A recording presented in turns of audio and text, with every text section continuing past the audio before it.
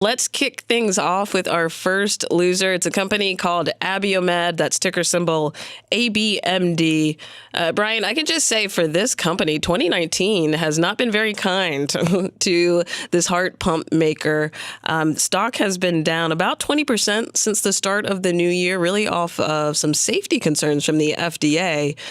But when we're talking about earnings, it sounds like we're starting to see some of those concerns start to hit their top line.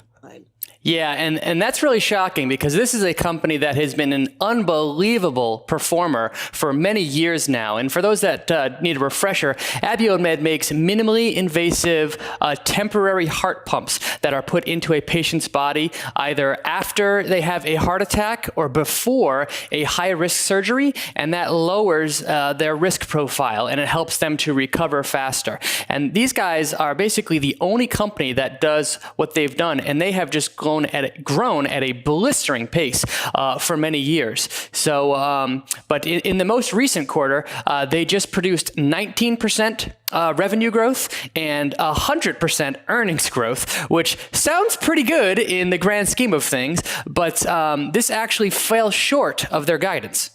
Yeah, and they were guiding for about 25% top line growth. So a bit of a disappointment. As we briefly mentioned, there were some concerns back in February when the FDA sent out a warning letter, not a recall as some interpreted it to be, but a warning letter to physicians, basically stating that there were some concerns about the mortality rate associated with their bread and butter machine, the Impella. So what can you tell us about that, and how did you see that play out in earnings? Yeah, so as you mentioned, the FDA did send out a letter to providers in February, and unfortunately the media took note of this, and they basically spread news that the Impella was under a safety recall over safety issues. That turned out to be not the case at all. That was a misinterpretation.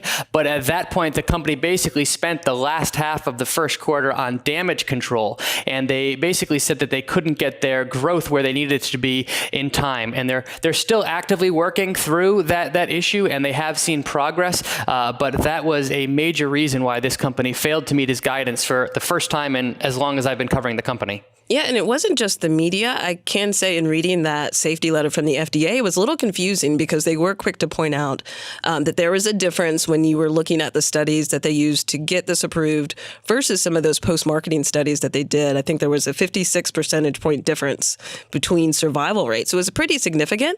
But the FDA then came back at the end and said, despite that, we still think the Impella has a very favorable risk-benefit profile. And so basically telling physicians, don't stop prescribing it, but this is something you need to be mindful of and something that we're watching.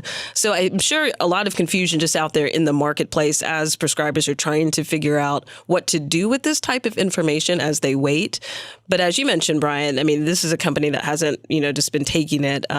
They have been trying to do much more of an education and awareness campaign and really about helping physicians determine who's the right patient for this type of device.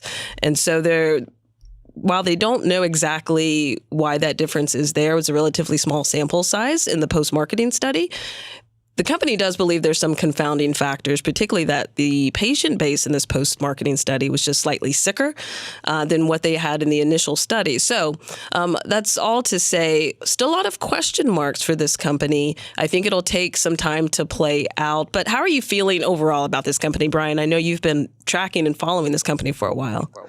Yeah, I mean, this is personally, I view this as more of a hiccup than anything else here. I think that this management team knows exactly what they need to do to get the growth story back on track. And well, you mentioned the stock price movements over the last year to date, and it hasn't been a pretty 2019. But this company has long traded at a just very, very high multiple of earnings and sales. So they were priced for continued growth and guidance increases. So the fact that they came out with a earnings report that was less than what the market was hoped for, I was actually surprised to see that their stock didn't decline more based on this information. So that tells me that the Wall Street still believes that this company has a substantial amount of growth left ahead of it. And that's what I expect the company to still do moving forward. Exactly. And they have a number of products that are in the pipeline. They've got the Impella 5.5, the Impella ECP and a BTR system, as well as just additional enhancements. They're still trying to expand internationally as as well. So I do think that this is a blip in their long-term growth story, but we'll be sure to keep eyes on this one for sure. But let's turn our attention to the second company that really took a beating on earnings. This is a lesser-known company, one called Intersect ENT, and that is ticker symbol XENT for our listeners.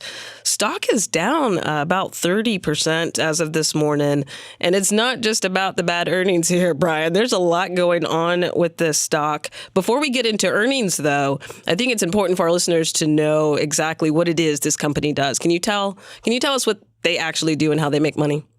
Yeah, sure. So this is a company that is focused on ear, nose, and throat market. That's the ENT in their name. And they basically make a family of products that treat chronic sinusitis, which is like inflamed nasal passages. So they make these devices that are inserted directly into the nasal passage, and they keep it open almost like a stent in an artery. And while it's in there, it actually slowly delivers a steroid to the inflamed area. And the combination of having it opened up plus a steroid leads to long-lasting results. And some of their products are actually absorbed by the body over time. So it's just a minimally invasive procedure to get it in there, and then it provides long-lasting relief. And this is a company that had been growing very rapidly over the last couple years, and they have a multi-billion market dollar opportunity ahead of them. So this is a company that I was following very closely and was very interested in. However, the results from this quarter, I think, really raised some question marks about the long-term potential of this business. Yeah, the results and also a change in leadership that honestly, Brian, has me scratching my head. Just looking at some of the headline figures, revenue grew 8%.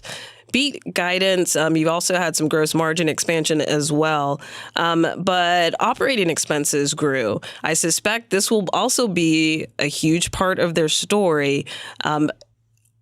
Looking from the outside in, Brian, I see a company like this that has a device and really devices that really have an interesting mechanism of action and are pretty innovative. So it's a little surprising to me to not see growth figures in the way that I would expect for this quarter.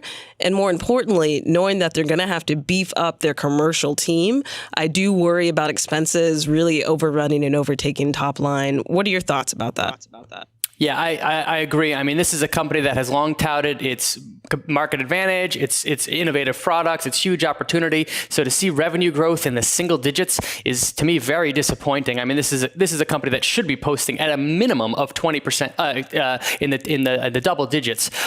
So their excuse on this call was that a new product launch was called Sinuva, which they're just in the process of getting out there, has been off to a much slower start than what they originally focused on, and they invested heavily ahead of the launch here in an effort to drive growth. So as a result of their really poor first quarter results, not only did their net loss expand, but they cut their guidance for the year. So they were previously calling for $123 million to $127 million, and that was reduced down to by $10 million to $113 to $117 million. But as we teased a little bit earlier, the big news to me here is that the longtime CEO, a lady named Lisa Earnhardt, announced that she was leaving the company after 11 years with it to take a leadership position at Abbott Laboratories. And that really had my scratching my head, because it's not often that you see the CEO of a supposed high growth, very innovative company choosing to enter middle management of a established medical device maker. Exactly. It does not leave you with any sort of confidence in the management team at this point. It's particularly about the direction of this company. And listening to the conference call for earnings, they talked a lot about reimbursement issues and really the inefficiency of trying to get their products reimbursed. A lot of the physicians' offices, this is an outpatient procedure that's done, but a lot of these physicians are using this buy and bill system. And so there's some hurdle to get a lot of these doctors' offices to do the buy and bill. And so the company now is really focused on beefing up its reimbursement specialist as opposed to sales. They really want the sales force to be focused on selling the benefits of this device and less on a lot of the back office trying to get these patients started. And so basically they're calling it a reshuffle of their commercial team. But there's still some skepticism, though, because these aren't necessarily new issues. Over the past 9 months or so, they've been dealing with this reimbursement overhang. And so I think in looking at where they're going and how they're trying to tackle the problem, and now with the CEO leaving, I'm not as confident that they've got a clear strategy outlined for the way forward. Yeah, I agree with you there. And it is possible that a new management team could come in and rejuvenate the business, make changes to the sales team, get the growth story back on track. But for me now, I have more questions than answers about this business. So I used to be very excited about it, but the recent results out of this company really have me questioning the bull thesis for this stock. Yeah, and it's not just about getting past the approval line. It's also about commercial viability, something that we talk a lot about on this show.